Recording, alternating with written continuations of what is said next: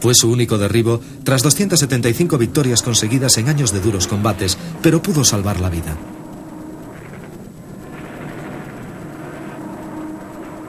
Uno tras otro, frecuentemente tras más de 500 misiones a su espalda, el tiempo, la suerte y la muerte hicieron estragos con los mejores ases de la Luftwaffe. Entre enero y abril de 1944 se perdieron más de 1000 pilotos de caza de la Luftwaffe, aunque los aviadores aliados también llevaron lo suyo.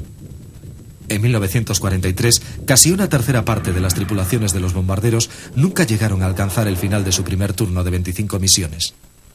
Pero inexplicablemente, la producción alemana de aviones se incrementó en 1944.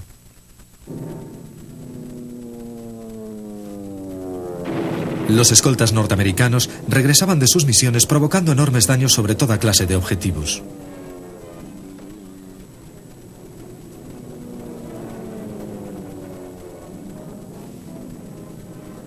La ferocidad de los cazas de la 8ª Fuerza Aérea convirtieron muchas bases de la Luftwaffe casi en cenizas.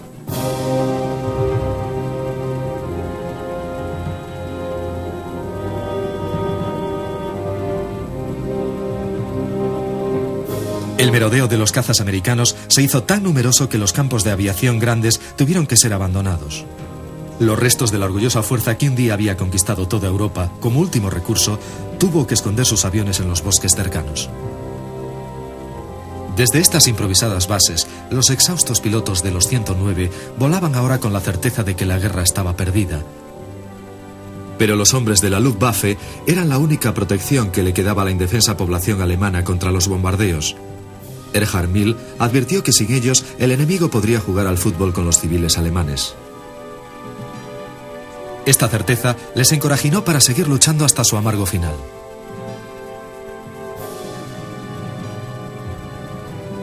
En los últimos meses del conflicto, este diseño de 1934 ya tenía 11 años de antigüedad. El 109 y los hombres que lo volaron siguieron adelante a pesar de la abismal desproporción de fuerzas. Los aviadores de la Luftwaffe estaban a veces en desventaja de hasta 8-1. No hace mucho tiempo rodeados de prestigio, con buenos coches y estatus de héroes, ahora solo estaban cansados y entumecidos. Llegué al ala 52 en noviembre de 1942, cuando el ala tenía cerca de 4.000 victorias aéreas.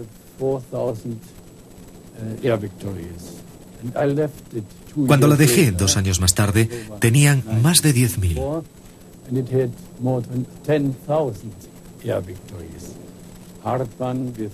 Hartmann, con el mayor número de ellas, Barkon, Bath, Rahl, Steinhoff y Oblesser, todos ellos con más de 150 derribos enemigos.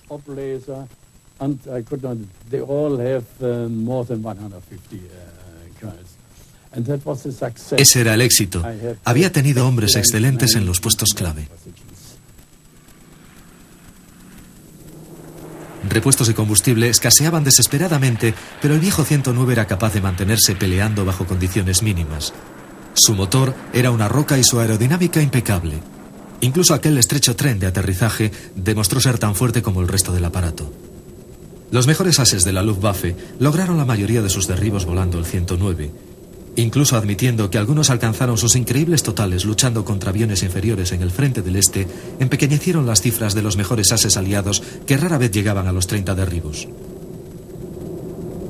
Millares y millares de pilotos de la Luftwaffe volaron sus últimas misiones en los 109 y las marcas de sus derribos en los laterales de los cazas aliados fueron testimonios mudos de sus últimos instantes en la defensa de la causa alemana.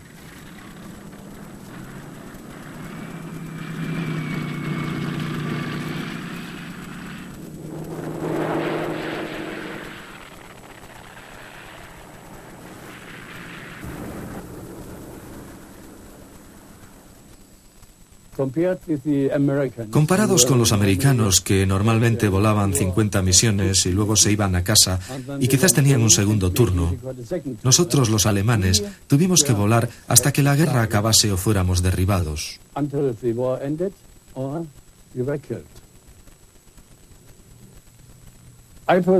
Yo, personalmente, he volado en más de 1000 misiones y conseguí 125 derribos.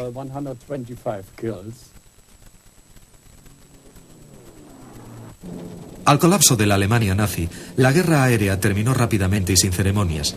En enero de 1945 quedaban menos de 1 millar de 109. Al final de la guerra, ni siquiera 500 estaban en condiciones de vuelo.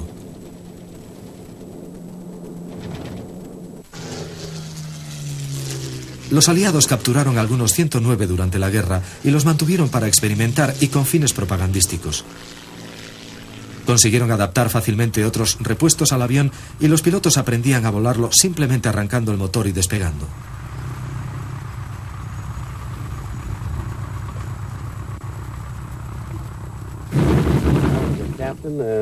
Yo era capitán en la base de Bright en pruebas de vuelo como oficial de operaciones, y cuando nos llegaron 2 109 y 2 Focke-Wulf, tan pronto como estuvieron preparados, me coloqué el primero de la lista para volarlos y mi primer vuelo fue en un 109.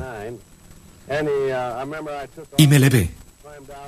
Después de alcanzar altura, otro de nuestros pilotos con un P-51 se me acercó.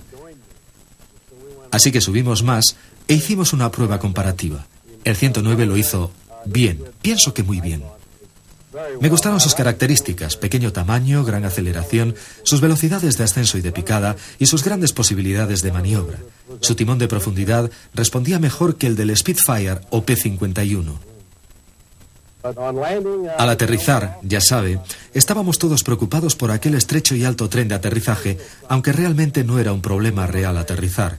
El 109, a pesar de la visibilidad de la carlinga, que todos los pilotos criticaban, resultaba un cómodo avión de caza. Hoy, muy pocos sobreviven. Algunos son españoles, de hispanoaviación, irónicamente equipados con motores británicos Rolls-Royce Merlin, frente a sus homólogos alemanes que tienen diferente forma del carenado del motor y sus hélices de 4 palas.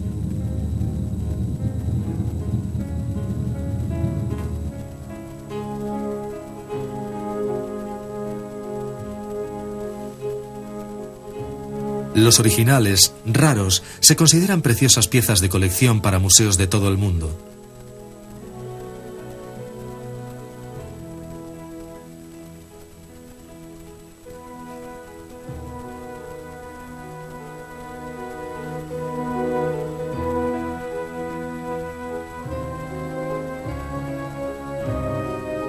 Testimonio de la obra del genial Willy Messerschmitt, están ahora mimados y cuidados como niños por equipos que vigilan cada mínimo componente.